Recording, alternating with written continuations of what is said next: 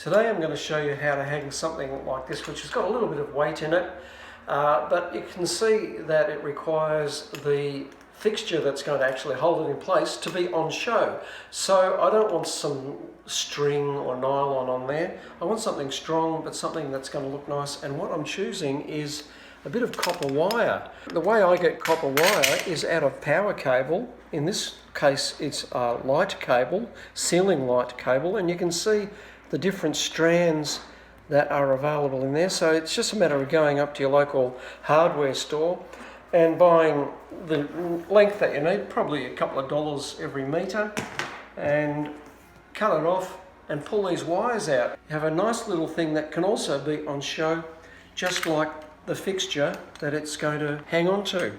Let me show you how to pull these wires out of here. So just start off by tearing that out. More than what I need, but there we get a couple of pair of pliers. Hang on to the plastic and pull the two apart, hopefully. There you go, look at that.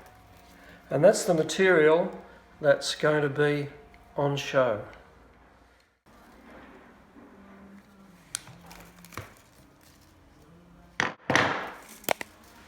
Work out the length that you need, thread them through, and to tie them off we don't have to do a knot, you just got to do a twist.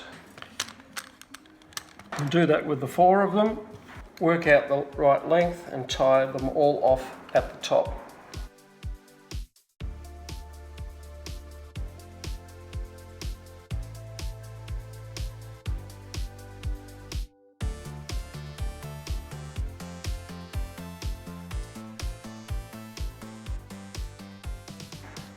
Make a little loop out of the top here.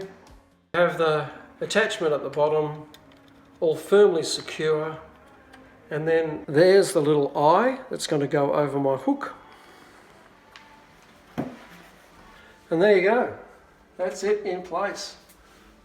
And the blind can go up and down as required. Nice little pretty fixture.